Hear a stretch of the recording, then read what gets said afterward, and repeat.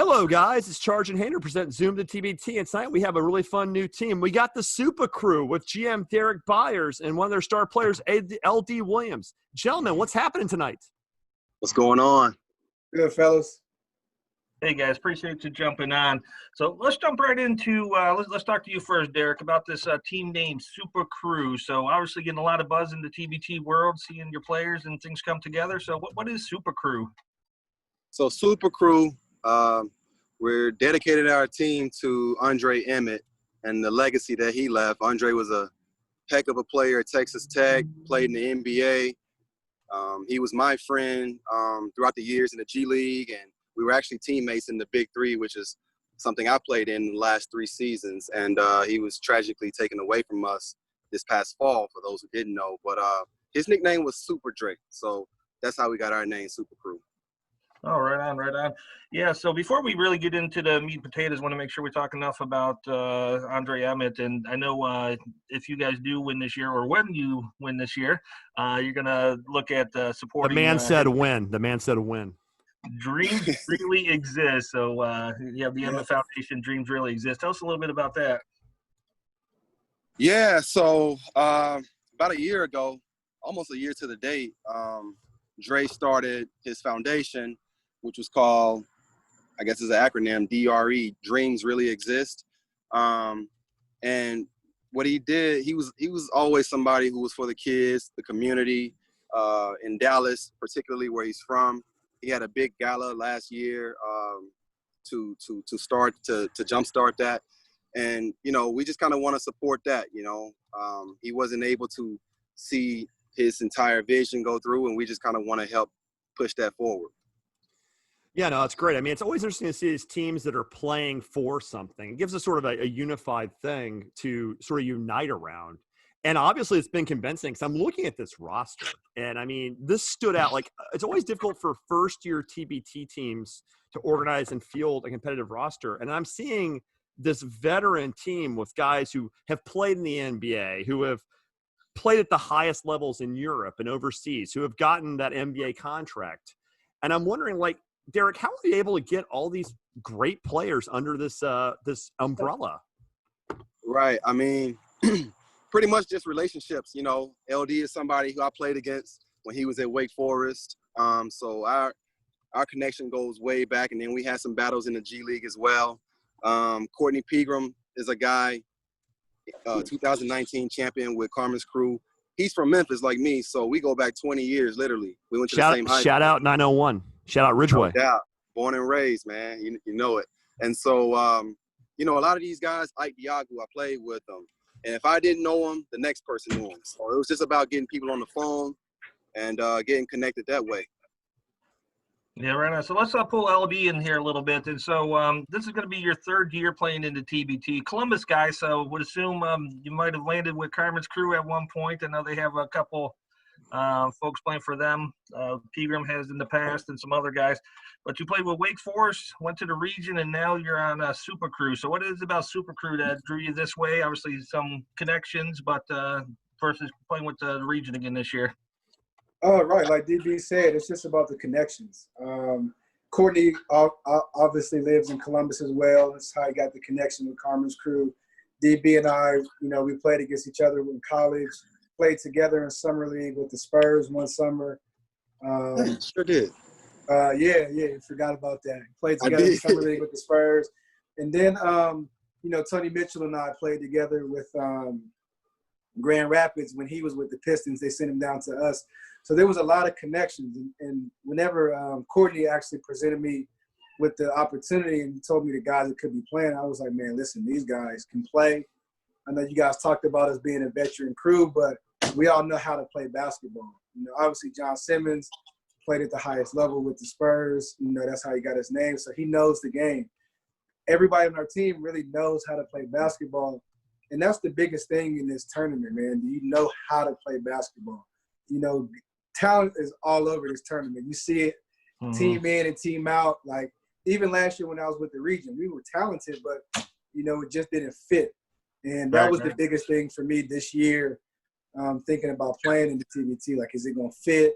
Like, what's it going to look like? And, obviously knowing DB and CP and talking about the roster moves, like it was a no-brainer.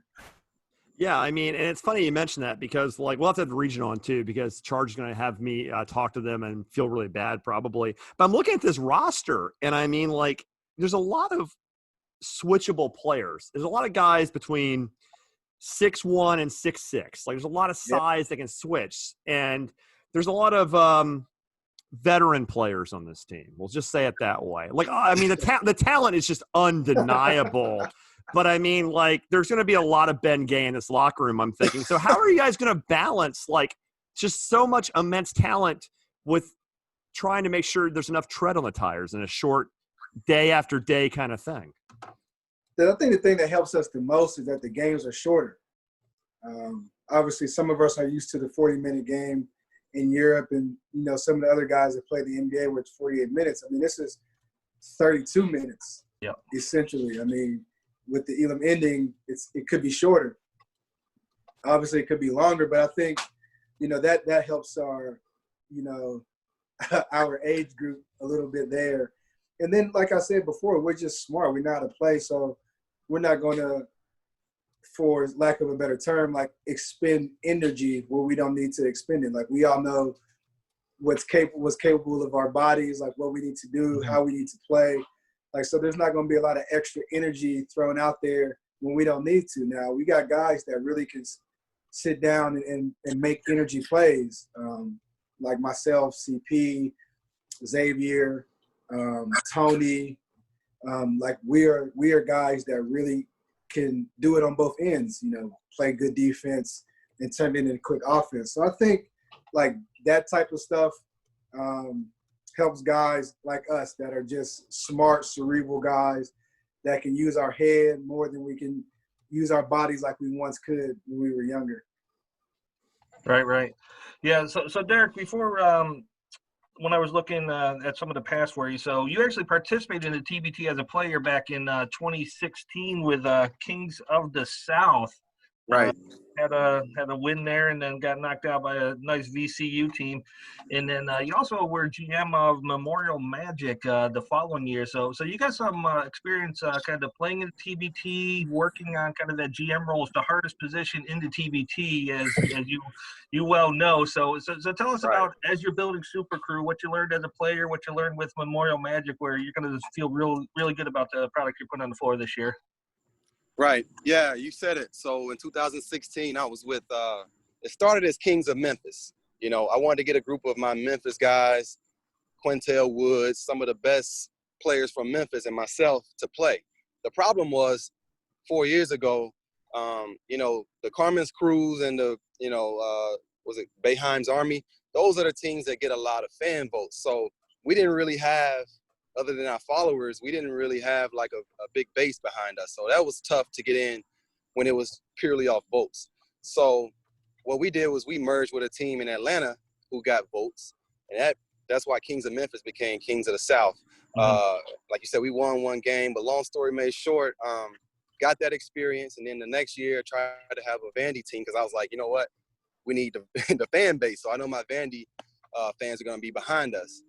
Problem with that was, does Vandy have fans? So seriously, you said you're Vandy fans. Does Vandy have fans? Hey, I'm not even gonna let that happen, DB, because Vandy and Wake are too similar. We're like the same, ones in the SEC, ones in the SEC. No, we got fans. But Wake has a rich history, and Vanderbilt is a Big Ten school that happens to play in the SEC. Man, listen, they got Tim Duncan and we got Will Perdue. So what? Those are exactly the same. Exactly. Before he goes, I will say that when they was top 10 in the country, they let a bunch of freshmen get the best of them. You can elaborate if you want. If you want to shoot your shot, you can elaborate. Man. Hey, they kicked us out of the gym that day. We went to Winston-Salem, and it wasn't good. But, I mean, listen, that was then. Since then, we've had John Jenkins, Jeff Taylor, S.S. Zealy, two-time NBA champion. I can go on and on, man. We got time, and I know you got plenty of memories. I mean, you're not young, so you got plenty of memories to elaborate on. You know, they killing us with the vet stuff, right, LD?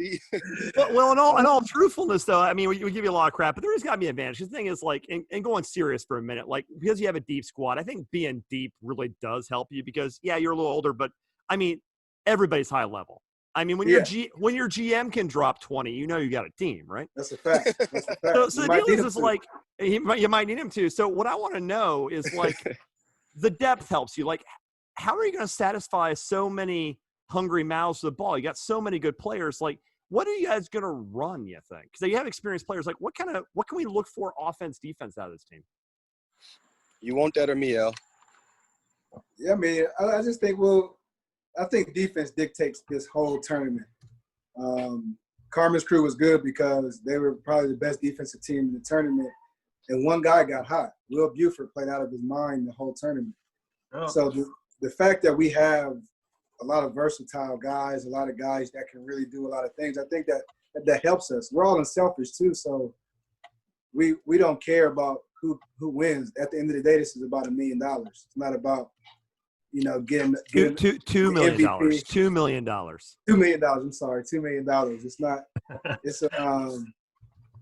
It's not about who's going to be the best player on the best team. Like, we're trying to win money. We're trying to build memories.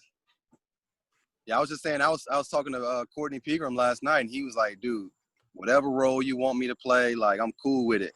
That's the thing. Like, that experience bodes well on that aspect too, as far as like guys. They'll take that L and let the next guy lead. And like he said about Buford, if this guy's hot, we rolling with it. So, well, that's the thing about maturity, right? Because, I mean, we're just having fun with you guys talking about you guys being older. But the reality is, like, guys who are of a certain age on the court know, hey, it ain't ego. It's about getting that money, right? Exactly. We want to come out with cash.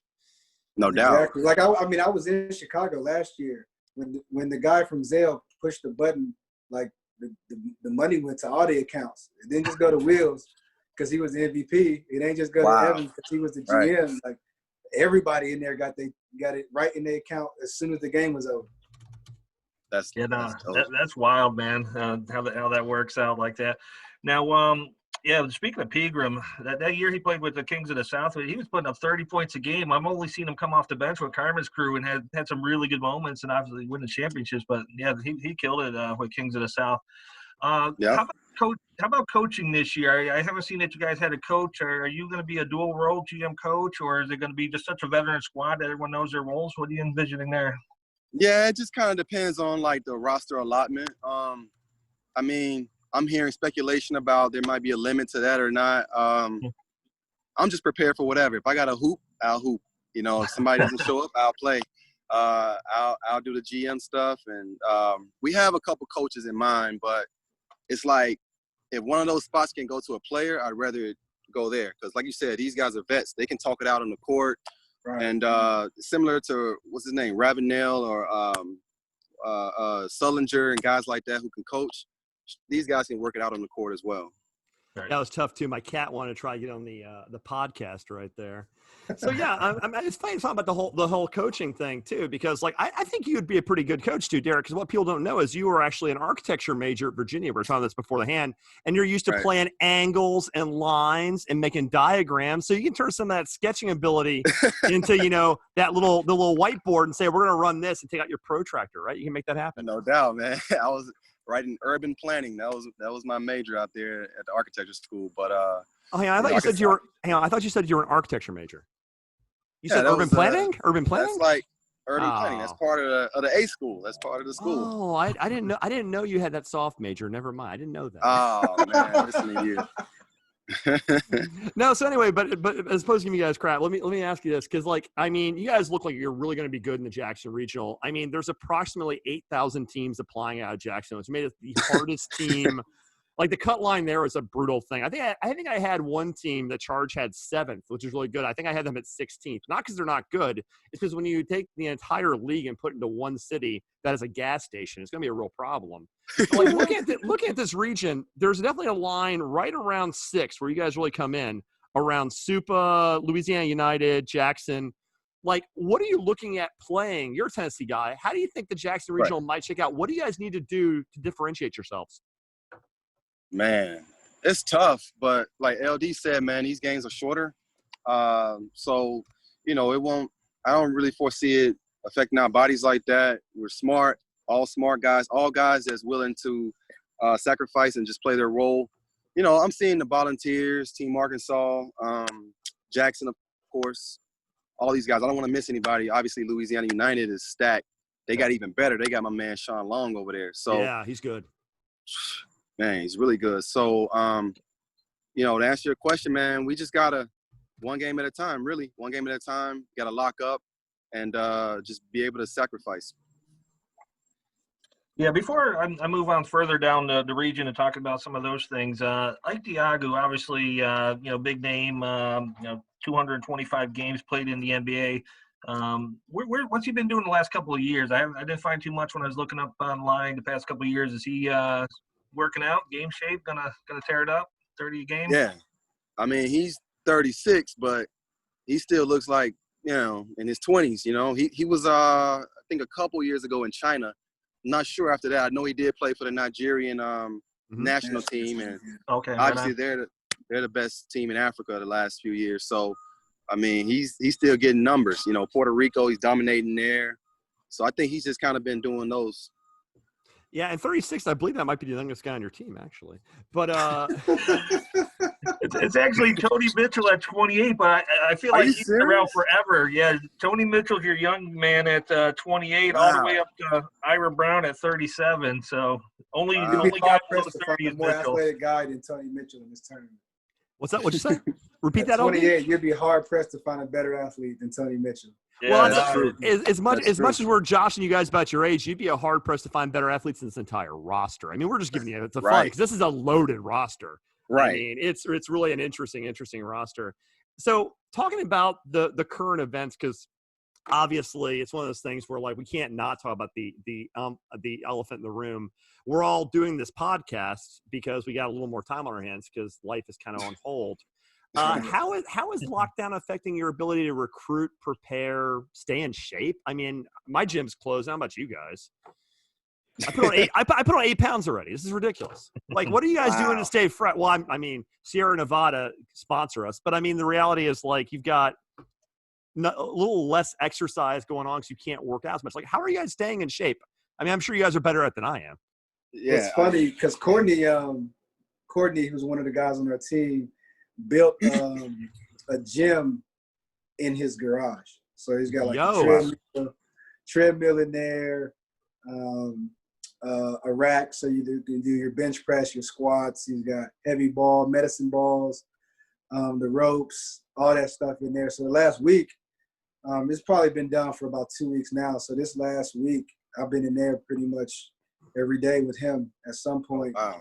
And then actually our gym that we all lift at opens on Tuesday. So I'll be able to get back in there Tuesday. Still no, I haven't shot a basketball in 2 months. Oh, no, barbershop. Yeah, the reason I'm wearing this damn hat is I gave myself a COVID cut, and let's just say the hat is a big improvement over my big fat head. Yeah, no, definitely leave the hat on. Leave the hat on. Actually, I should cover my face with it, to be honest with you guys. I thought it was stylish, though. I like the fedora. I see the tiger blue. Oh, yeah. Well, actually, no, I got you better. Now that people want to see it. Oh, is it? I've been doing this. How long have I been doing this? I just noticed it was tigers. Yeah. That's what you get for having the alumni president of a major city like New York not even attend the school. That's what you get for that. That's the way to do it. Yeah, I want to stick on COVID just for a minute because it's really interesting, and obviously we don't know TBT's plans for the future. Let's be honest, I'm not sure TBT knows their plans yet. Yeah.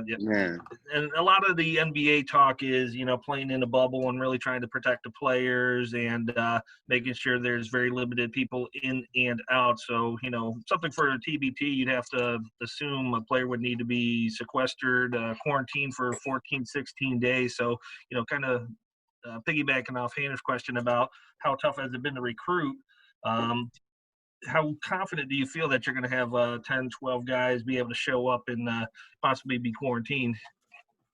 Yeah, it's a big demand. It's different this year. When you mentioned, because before 2 months ago, I was saying, hey, I only need you for 2 weekends, 3 or 4 days here, 3 or 4 days there. Now when you say 2 weeks, possibly 2 weeks plus, that gives guys something to think about. But the reason I did this is I was going after guys that was really going to be committed.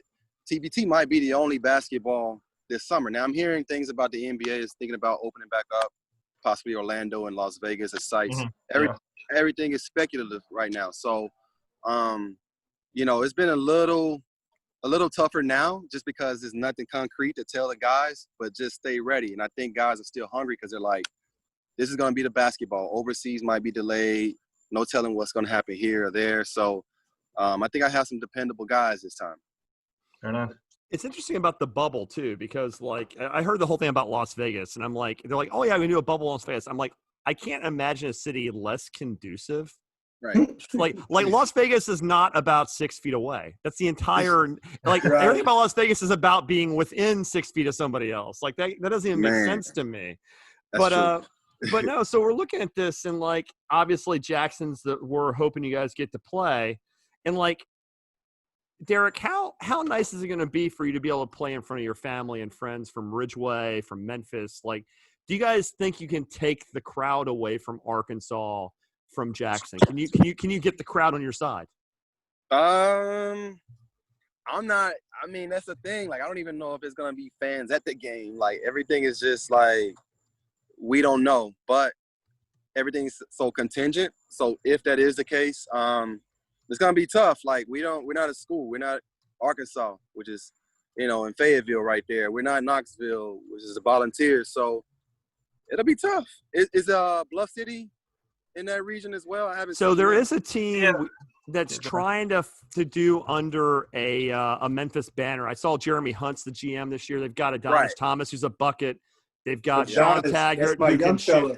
Oh, so I was there in Richmond when, in fact, it's funny because we've been having some problems on Twitter today with Florida TNT being upset with me about their seating. And they were one though, right?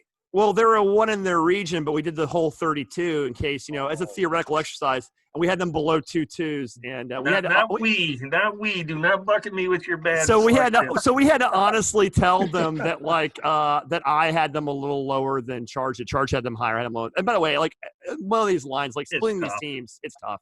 But it was funny because our social media intern accused me of eating paint chips, which was really, really, really disturbing. That's hilarious. Because it's true. It's the worst part. If we do run into that team, like Adonis knows, I'm always big bro. So that'd be Jay Hunt's my guy. Yeah, so since we have you on, LD, I want to talk a little bit about Duncan, something that you know just a little bit about, and and mention our sponsor. We are sponsored by the Dunk Camp. Go ahead. Yeah, so obviously you were in the dunk contest. I guess that was 2 years ago, and then last year I think they changed the format a little bit. 2 years ago, you had some standard dunks, and then there's posterized just in one round. And last year was posterized. Just kind of tell me about your experience in that initial dunk contest. And are you in favor of the dunk contest that posterizes people?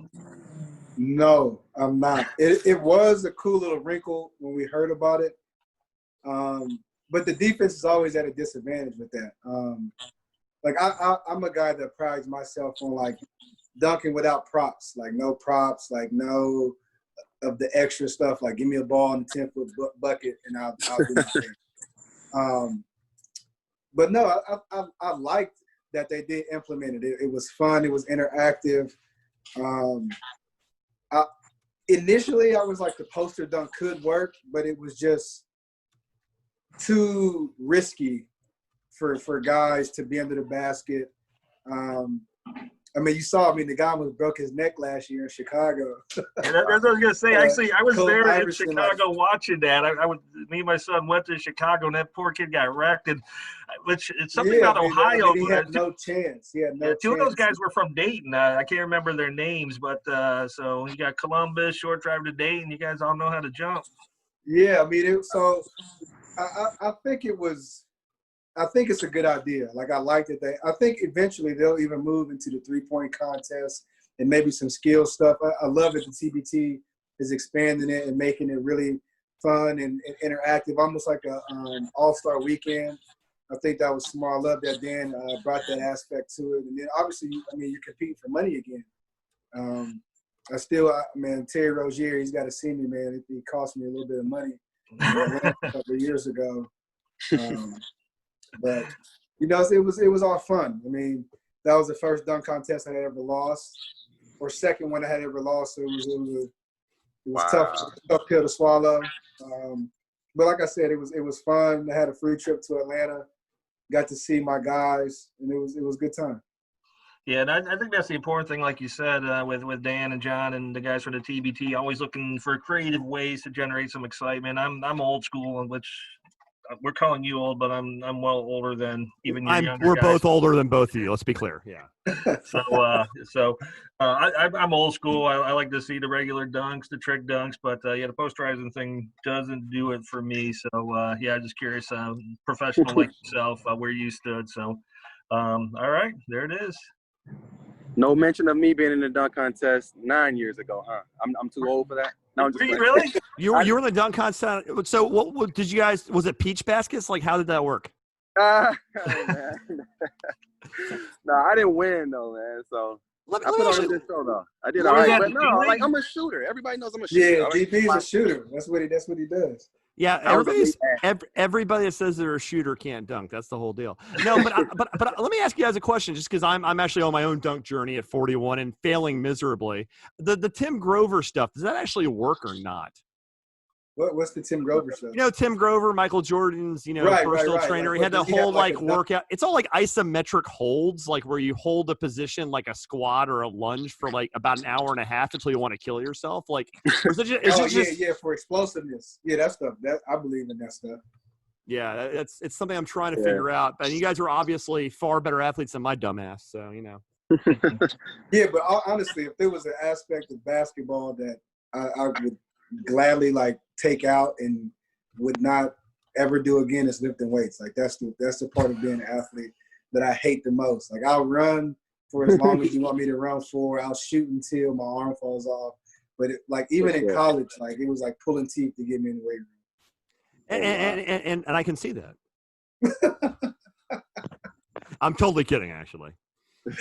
All right. Hey, before we start getting towards the end of this podcast, I took the time because I knew Derrick played in the NBA G League for a decent amount of seasons. Of course, I got to spot him up against my Canton Charge. And the crazy thing is he's 1-0, beat the Charge. So congratulations on the big win. It was a game in Canton. But the scary thing is we were talking about this before we came on air, and he knew from February of 2012 how many points he had. So be careful what you're saying to Derrick. The guy has a photographic memory. So how many points did you have at Canton? I had 27. I don't remember too many games, but certain games stand out. And I got hot that game. I do remember that. So that's the only reason I remember it. Plus, I got like so many DVDs of all my games. So that was when I saw Canton's gym is a shooter's gym, though. I had a couple of good games there too. I would have definitely seen what you did against Ken, but I didn't know you're joining, and we're really glad you did. So we appreciate you jumping on. But yeah, I'm sure Derrick just wanted. If he's a Southern guy by nature, he just wanted to get to Canton in February, win the game, and just move on and get out of there before it got any colder. Is it cold in Canton? I've never been to Canton because I live in a real city. Cold in a real city. Yeah, at least we're able to go out and eat and do things now. You're going to be holed up forever. New York City is a wonderful place, but this is literally the worst time in human history to live there. You know where they make us stay in Canton? And this is maybe the second worst. Like the D League and the G League. The YMCA? Crazy. They make us stay at the the Grand McKinley. The McKinley Grand, yeah. Oh my goodness. Probably second worst hotel in the D League. I hear which it's kind of interesting, not to go down a whole different rabbit hole, but go, man. I've talked to some players, and I hear the amenities in the Canton locker rooms and everything, unfortunately, about Canton seems to be one of the bottom of the league as far as the niceties go. Oh yeah. No, I think I remember peeling it. I think it was a shower peel locker room at Canton. I think it was a Kansas shower peel locker room. Erie may be a shower field locker room. Erie's got a nice arena though. The Erie Insurance Arena, they got a nice arena. Yeah, but then you walk in from as soon as you walk in from the outside, you're in the locker room. Oh, okay, gotcha. Like when you walk in the back from outside, you're in the locker room.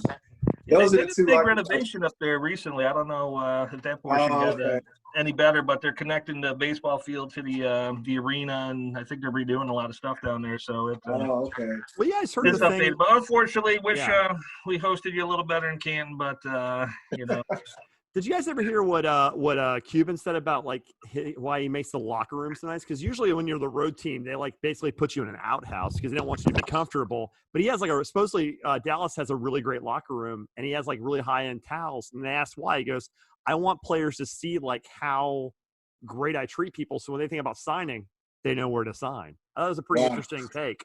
In the G League, I guess they give you IHOP and a lumpy pillow, but.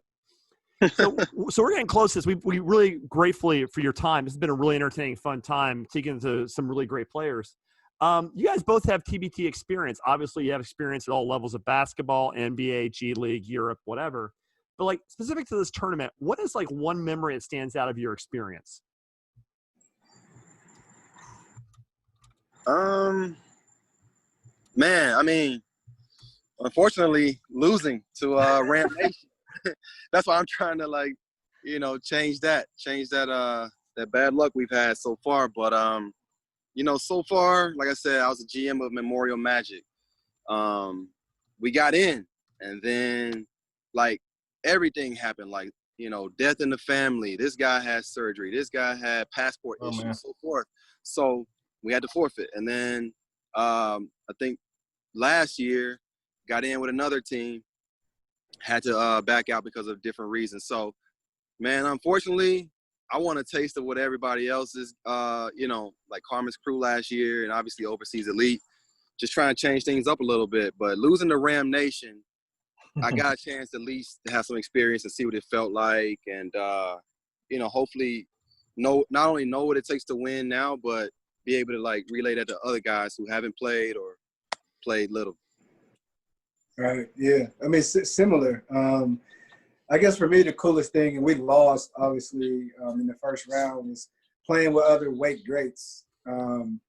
Whenever we had the Wake the Nation squad, Jay Gray, Justin Gray, Eric Williams, obviously myself, Travis McKay, CJ Harris. So we had a couple different eras of Wake Forest basketball. And I grew up watching E and Jay Gray, never got a chance to play with them. And then I never got a chance to play with Travis McKay because he was younger than me. So it was just really cool to just have all those guys. We all went back to Wake and we had training camp and we worked out together and we just hung out. We went to dinner when we got to Richmond. Like that was probably the coolest TBT memory for me. I mean, we didn't win. I didn't win with the region last year either, but being able to just get back with those guys and have a good time, that was run there.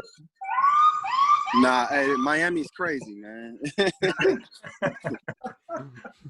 today on Grand Theft Auto. Nice. Yeah, no, that Wake Forest game against Showtime. So obviously that's going to be Showtime's moment forever. They've been in it every year. They only have one win. We gotta have Showtime on though. I want some popcorn. I was kicking myself because at one point in the game, I was like, man, I probably should take over, but it was too late. It was too late. And the guy Posey he started cooking. The first half he had 20. I checked him the whole second half. He didn't score until he hit the 2 free throws to win the game. Oh my goodness. Yeah, Posey's solid, man. He can ball. All these wonderful memories, and it's good because with you guys being older, you start to worry about cognitive decline. These are things you start to worry about. You see your neurologist. I mean, yeah, we'll be traveling with extra medical attention, so we'll be taken care of. Just make sure your personal care nurses are really hot. That's all you got to do. Yeah, we'll definitely be using a piece of the money to pay all those people that took care of us for the 2-week period. That sounds like a good point to end it on. From the most talented old folks basketball home in the world, we got LD and we got Derrick Byars from Super Crew. Gentlemen, thank you so much for being on. Yeah, we appreciate it. Thanks a lot.